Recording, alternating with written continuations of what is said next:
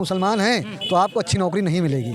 हम कह रहे हैं कि मंदिर मस्जिद हिंदू मुसलमान से ऊपर राजनीति अगर आप करेंगे तो आपको सत्ता से कोई हिला नहीं पाएगा। और आज आपका जो विरोध हो रहा है आपके सब सपोर्ट में खड़ेंगे, आपको कोई विरोध नहीं करेगा। तेरे टुकड़े होंगे, सरतन से जुदा, अफजल तेरे कातिल जिंदा है, ये सब नारे, भारत माता डायन है, ये सब भावनाओं को लेकर चलने वाले लोग और समरस सारे ही नेताओं की लिस्ट बनाए जो MP MLA रह चुके हैं पूर्व में भी और अभी भी, और जो मुख्यमंत्री हैं, प्रधानमंत्री हैं उन्हें, और उनकी प्रॉपर्टी का एक पूरा विवरण ले लीजिए तो आपको पता चल जाएगा किस पार्टी में कितने भ्रष्टाचारी करे। तो नहीं, मुस्लिमों को सुझाव देकर दिखाएं पहले। सारे थोड़ी गलत होते, कुछ हिंदुओं में भी है, कुछ मुसलमान। ये सुझाव मुस्लिमों को देकर दिखाएं। शुरुआत करते हैं भाईचारे का। भाईचारा हम लोग किए हैं, भाईचारा हम लोग निभाए हैं, सौहार्द हम लोग निभाए हैं। ये तो कह रहे हैं राष्ट्रवाद की पार्टी लगती है भाजपा। आप मुझे बताइए, आपने PM केयर्स फंड का नाम सुना था कोरोना के टाइम पे? उसमें 6,800 करोड़ रुपए के आसपास का फंड आया, जिसमें से उन्होंने 400 करोड़ रुपए। ठीक है, अंत में घर आराम से सुकून से सो रहे हैं। इस देश का बंटाधार करवा दिया भ्रष्टाचार का मुद्दा लाकर देश में सरकार बन गई। हम ये नहीं कह रहे सरकार किसी ही बने सर, अच्छा, लेकिन एक पॉइंट ठीक लग रही बाबा की। सर बिल्डोजर का तो पता नहीं हमको, लेकिन यहाँ पे जो नफरत की राजनीति हो रही है ये बहुत ख़राब हो रही है। यहाँ पे आप एजुकेशन की बात करिए, जॉब्स की बात करिए, कितने लोग जो बेरोजगार हैं आज की डेट में, नौकरी के लिए लोग दर बदर भटक रहे हैं। मैं भी यहाँ पे ग्रेजुएशन कंप्लीट खड़ा हूँ, मैंने बहुत से पेपर दिए, कहीं मेरा कहीं भी मेरा नहीं हुआ है सिलेक्शन कहीं भी।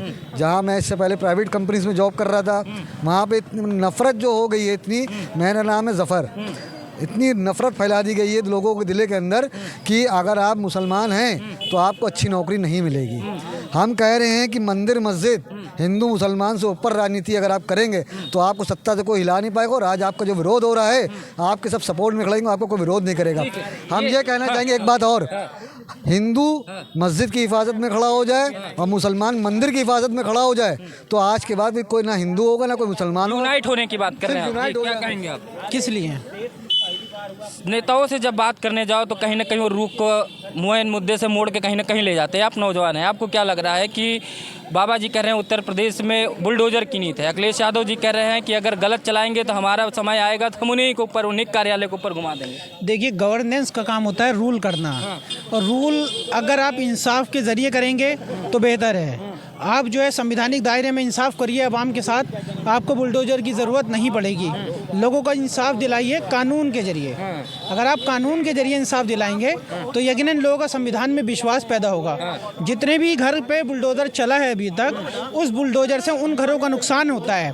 अगर एक घर में एक इंसान ने क्राइम किया है, आप पूरे परिवार को सज़ा नहीं दे सकते, उससे जो है एक परिवार का नुकसान होता है। आप अगर एक इंसान ने क्राइम किया है तो उसको आप संविधानिक, मैं तो ये कहूँगा कि संविधान के जरिए उसको सजा दिला दिए, चाहे वो फांसी की सजा हो। ठीक है, का कहने का मतलब है बुलडोजर नीति ठीक है, चलिए चलाइए, अपराधियों के ऊपर चलाइए, लेकिन अगर अपराध इन्होंने किया है तो इनके पूरे परिवार को सजा क्यों दी जाए? अभी ये कांग्रेस और सपा समर्थक भाई साहब बोल रहे थे कि सौहार्द बनाने के लिए, भाईचारा दिखाने के लिए, समरसता बनाने के लिए कि हिंदू मस्जिदों के संरक्षण में खड़े हो जाए और मुस्लिम मंदिरों के संरक्षण में खड़े हो जाए।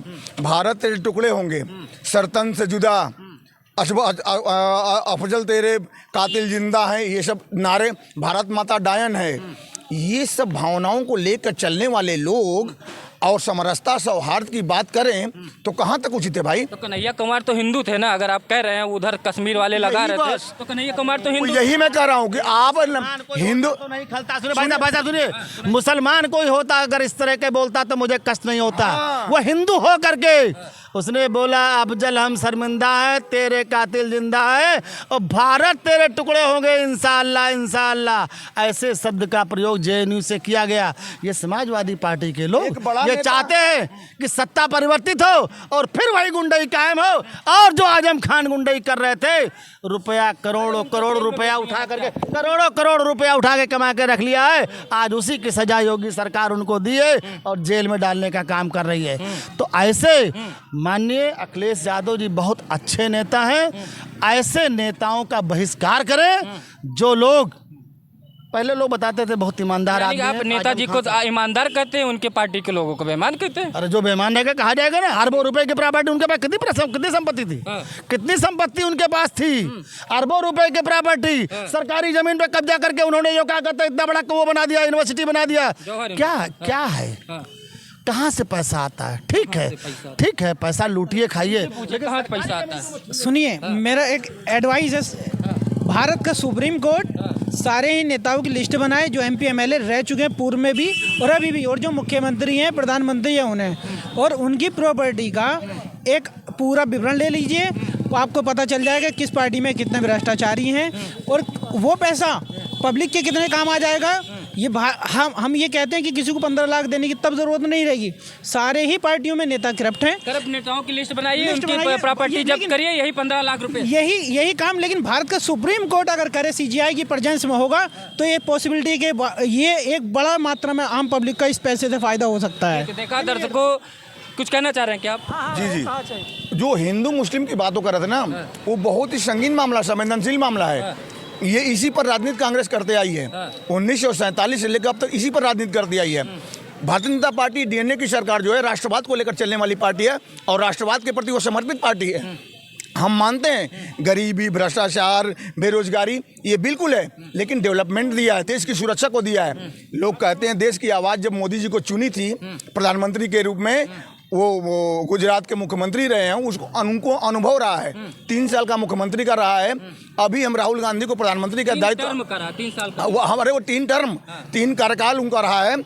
वो अनुभव और प्रधानमंत्री का अनुभव, इन अनुभवों के हिसाब से कहा गया है कि गद्दारों के किले ढह गए राष्ट्रवाद की तोप से, गद्दारों के किले ढह गए राष्ट्रवाद की तोप से, और सांप नेवले एक हो गए मोदी तेरे खौफ से। राष्ट्रवाद पे ही लड़ेंगे। राष्ट्रवाद ही है और राष्ट्र हित सर्वोपरि। ये एनडीए सरकार का एजेंडा है, मूल आधार है, राष्ट्र हित सर्वोपरि है। ये सब भटकते रहे नौजवान नौकरी के लिए। बिल्कुल भाई, कांग्रेस ने क्या निमंत्रण पत्र भेजता था हर घर में? कांग्रेस हर घर में न्योता भेजती थी कि बेटा तुम खाली हो तो चले आओ, नौकरी लगवा दे रहा हूं। सही उठा रहा, सही कल कहाँ था राष्ट्रवाद? क्रिकेट के टाइम।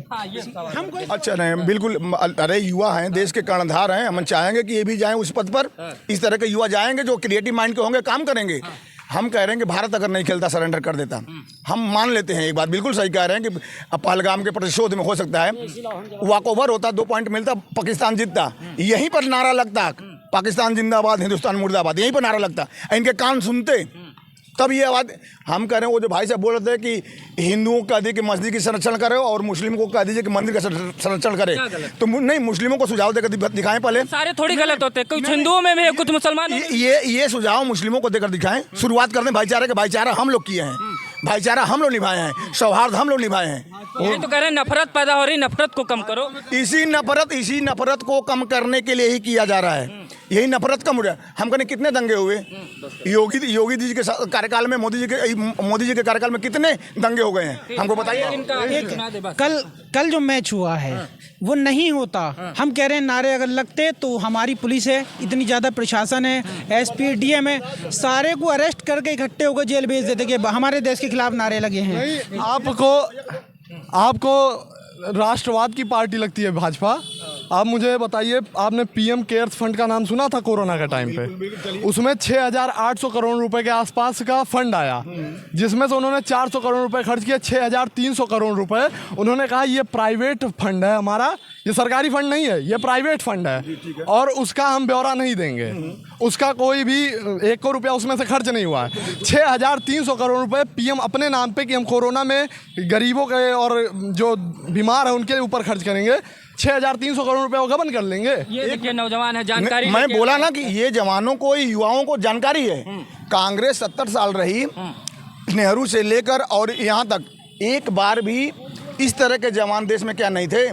एक बार भी कांग्रेस पर अंगुली प्रश्न पढ़ लिख रहे हैं, वही मैं कर रहा हूँ। मोदी जी का आंकड़ा और हिसाब लेने वाले तमाम लोग पैदा हो गए हैं, लेकिन कांग्रेस 70 साल शासन की, एक बार भी नहीं पूछे कि हाँ कांग्रेस ने क्या किया देश को। नेहरू जी को ना देखे हैं, ना इंदिरा गांधी को देखे हैं, जिनको देख रहे हैं उनसे पूछेंगे। 1947 में मैं पैदा नहीं हुआ हूँ, ठीक है? मेरी अभी मैं 20 साल का हूँ। 14 साल से मोदी जी की सरकार है, 12 साल से, 8 साल से, अच्छा मैं 8-10 साल का रहा हूँ जब मोदी जी की सरकार आई, तब मुझे उतनी जानकारी नहीं थी। अब मुझे जो जानकारी है, मैं नेहरू जी की कब्र खोद के क्यों खोदूंगा? उन्होंने IIT बनाया, भेल बनाया, सेल बनाया, भाखड़ा नांगल बांध बनाया, उन्होंने इतनी सारी भ्रष्टाचार पे सारी पार्टियों की सहमति होती है। राजा छूट गया, हमारे अन्ना जी अपने घर बैठ गए, ठीक है, अंत में घर आराम से सुकून से सो रहे हैं। इस देश का बंटाधार करवा दिया, भ्रष्टाचार का मुद्दा लाकर देश में सरकार बन गई। हम ये नहीं कह रहे सरकार किसी ही बने सर, लेकिन मेरे एक पॉइंट मेरा ये कहना है कि जितने भ्रष्टाचार के आरोप 2013-14 के बीच में लगे, क्या वो भ्रष्टाचार जितने भी थे 1 लाख करोड़, 2 लाख करोड़, 4 लाख करोड़, कलमाड़ी घोटाला, कोयला घोटाला, 2G घोटाला, इतने घोटालों में अगर एक भी मुजरिम साबित ये 11 साल में गवर्नमेंट कर देती तो इस गवर्नमेंट में हमारा युवाओं का विश्वास बढ़ता। लेकिन जितने भी करप्टेड लोग थे सबके साथ इस गवर्नमेंट की सेटिंग हुई और बाइज्जत बरी होकर वो अपने अपने पैसे का नहीं मैं बोल रहा हूँ कि हम एग्री हैं इस पर, लेकिन जो घोटाले हो अभी 2G वाले बताए हैं, दूरसंचार मंत्री वाले मामला, हाँ स्पेक्ट्रम घोटाले 1,86,000 करोड़ नहीं साबित, अरे कह तो रहा हूँ उनकी जड़ें बड़े तह तक गई हैं, बहुत लंबी जड़ें हैं।